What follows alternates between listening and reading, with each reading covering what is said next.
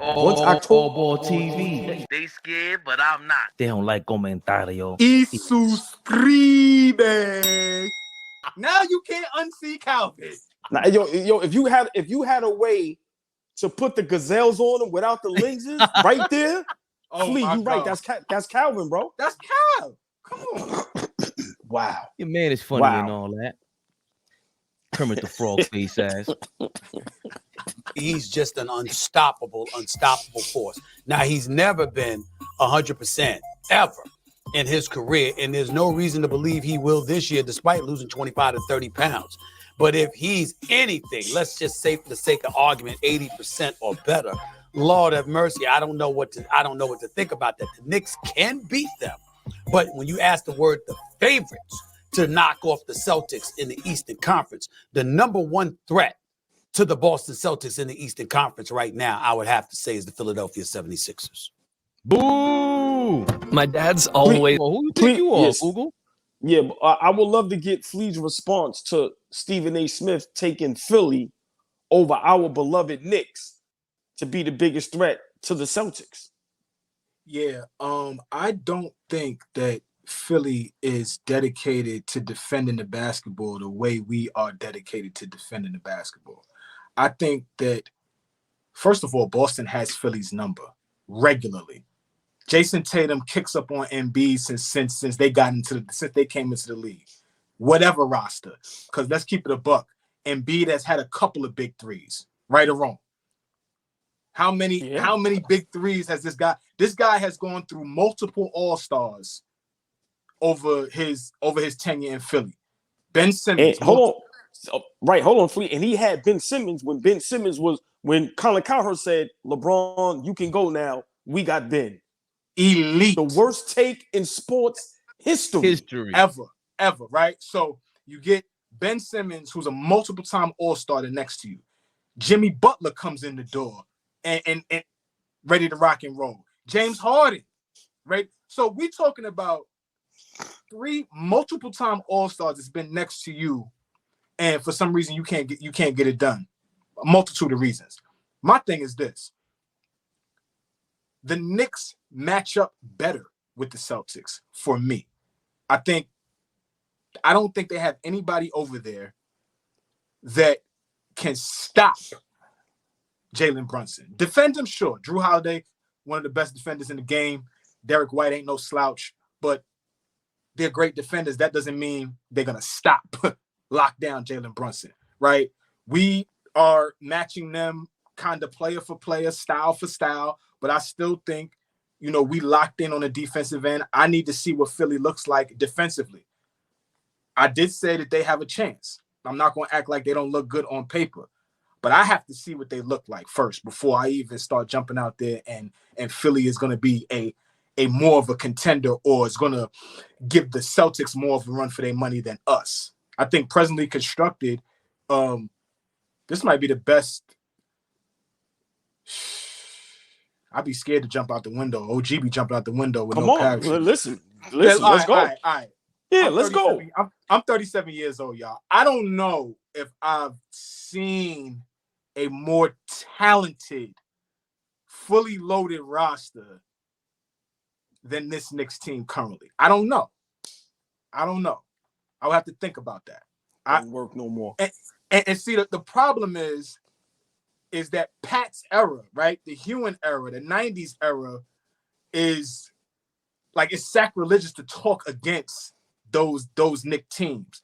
But I got to be honest, man, like, when you look at this team, when you look at what we have, you look at what we rolling out come the end of this month, man, I don't know if I remember a 10. So, and all 3 of us been watching the Knicks over 30 years. So it's not like we don't know. We know. Right. The pain. but hold on, Flea. That's a great point, right? Because it's difficult when you're a Knicks fan to go against those guys in the past, man, because the battles and toughness. But we got LJ when he wasn't healthy, back injuries, kind of. You get what I'm saying? We got Sprewell kind of late in his career, even though he was still prime-ish. We know John Starks is just a workhorse. But those teams, a lot of those guys was maybe a little bit past their prime. We have everybody in their prime. Legit all-stars. Like Cat, Brunson, Cat 28, Bridges, Brunson 26. Cat, Like, OG, Josh Hart, Mitchell Robinson. Like the talent level for everybody in their prime, like you said, when was the last time we seen this? I gotta slightly disagree with the fully loaded roster being better than last week. I got a problem with that, but I'll get to that later when we get more on the Knicks.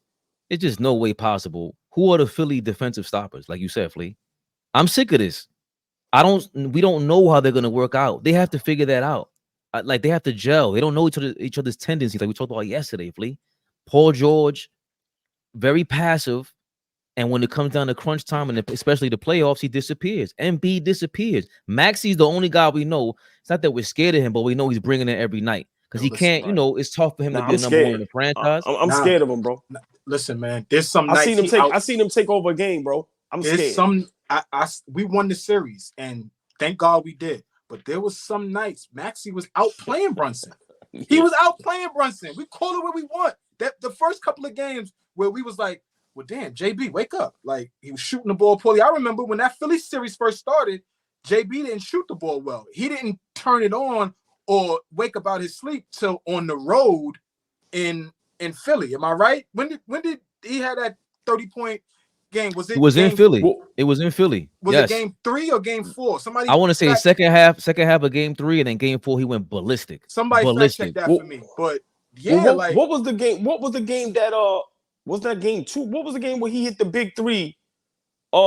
Maxey? When we thought we had the game. Right. Maxey, he was coming full steam. It's game 6. That's game, yeah. Because we had game 6 and 7 at the Garden. Okay. And they sent it to game 7, right? Yeah. They won that game. No, we didn't go 7 games with Philly.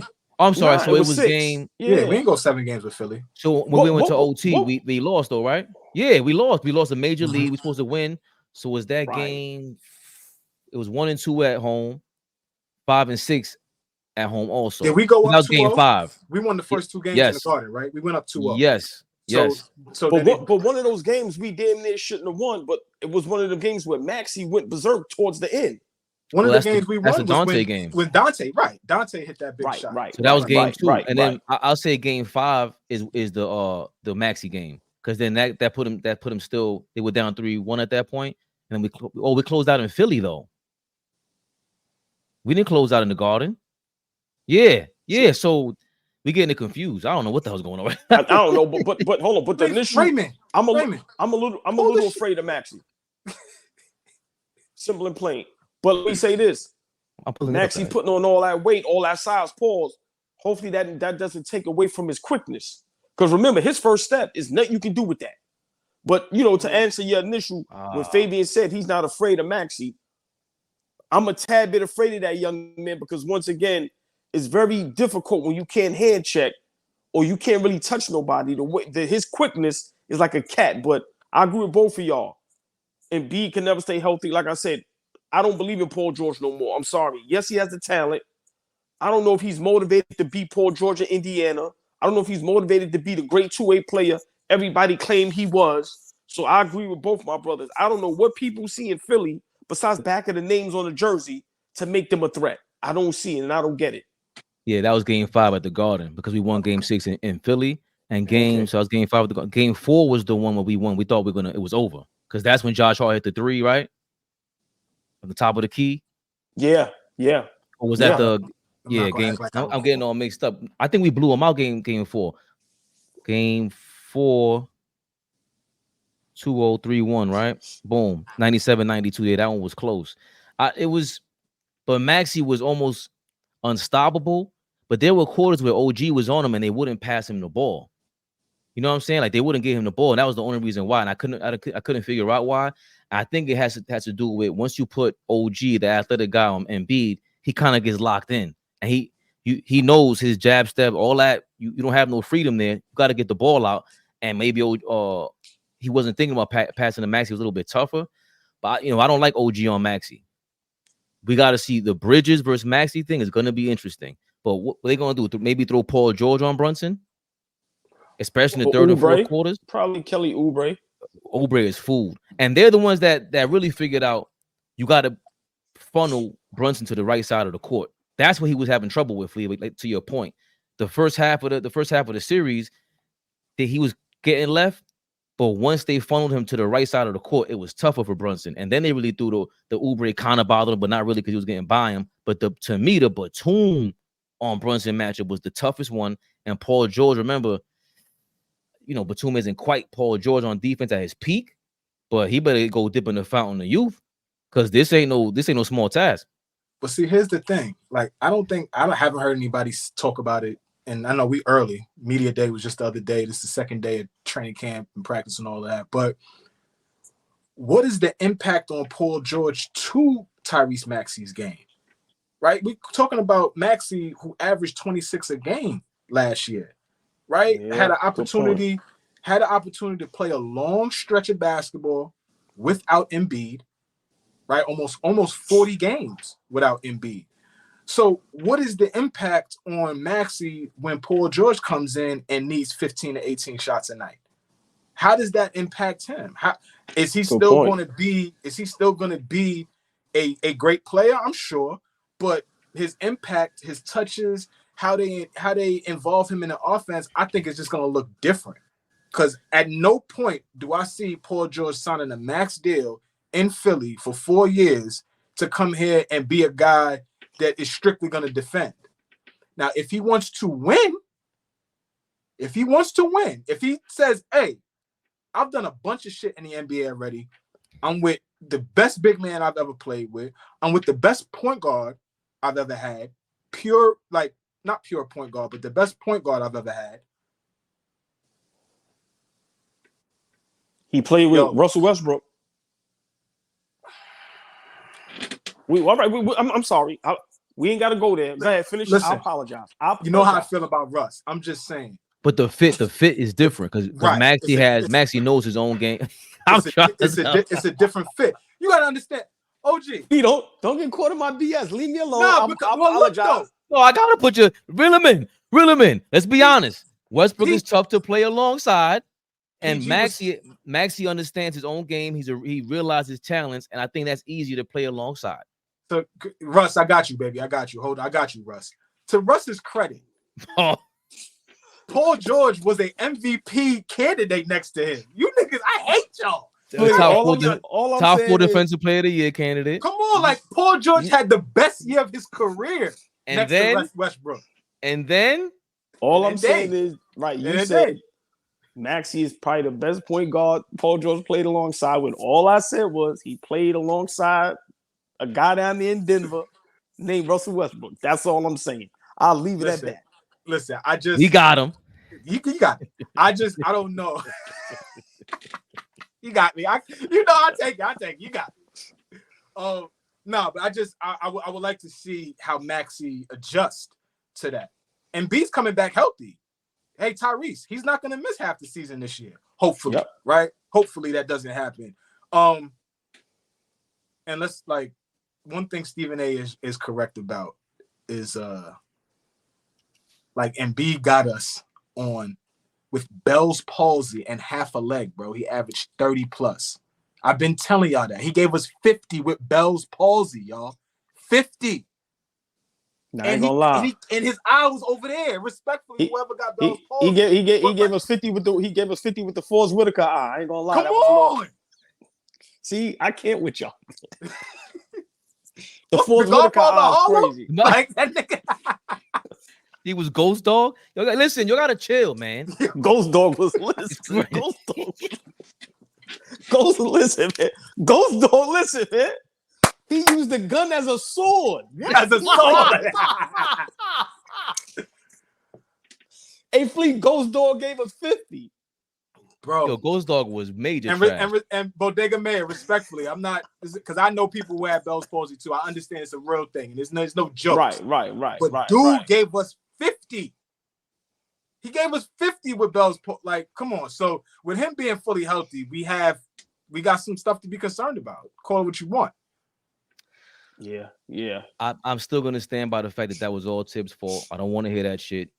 You had a Chua there on the bench. You had Mitchell Robinson playing 30 minutes a game. You had OG that was shutting his ass down. Don't laugh at that, AllBall. Leave that alone. No. Yeah, I see. Look, man, why they playing these? They let Rain Man go get 50. Yo, It's crazy. Rayman is crazy. Well, nigga May, I do apologize, but my cousin had it. We know that's serious, man. It's serious business. All bro, love, nigga. man. Nah.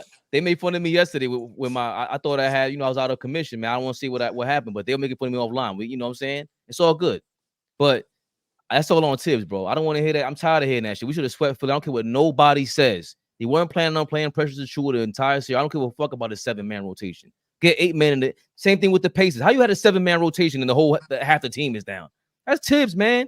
So I'm tired of that shit. So Embiid, to me, yeah, he might be lighty, skinny, or whatever, but they have this thing. Their lead dog is scared when it's crunch time, when it's real time. Our lead dog is not. He makes adjustments. That's the bottom line for me. I don't want to hear nothing. Yeah, they got better. Caleb Martin might be better off instead of the campaign and all that. And then Paul George replaces Tobias Harris. I see y'all in the comments. It's all good. But you still have to get over what Flea and Dime always remind me of. It is not that easy to win a championship. The regular season is cool. When it comes time to them playoffs, what do you guys do? And he always falters. And that's your lead man. But you know what? Flea bring up a great point that, I hardly, everybody always brings up chemistry when it comes to our Knicks. I ain't gonna bring up other teams because this is Knicks Rehab. But Flea says something that, is totally true. When it comes to Philly, if Embiid is healthy all season, which we hope he is because we don't wish injury on nobody, does Maxey get the shots in the minutes? Now you have the addition of Paul George, who's a superstar, who's gonna not want his shots. He's going to get his shots. He got the max. We understand Maxey is the upcoming star, but he's still the third best player on that team, whether people want to believe it or not. AllBall TV. They scared, but I'm not. They don't like comentario. Y suscribe.